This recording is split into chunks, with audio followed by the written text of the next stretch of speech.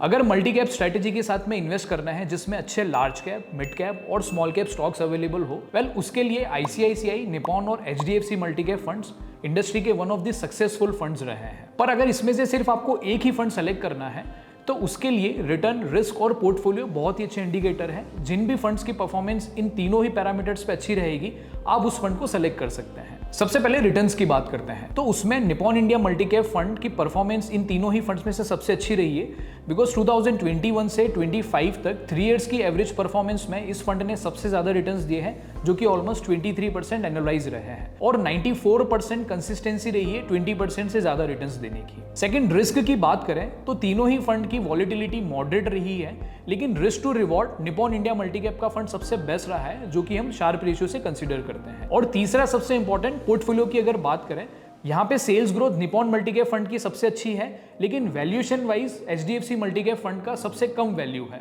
Overall Nippon India multi cap fund past performance के basis पे तीनों ही पैरामीटर्स पे अच्छा फंड है, लेकिन अगर आप इसको और डिटेल जानकारी से एनालाइज करना चाहते हैं तो आप हमारी ऐप डाउनलोड करके उसमें तीनों ही फंड को एक साथ कंपेयर करके देख सकते हैं।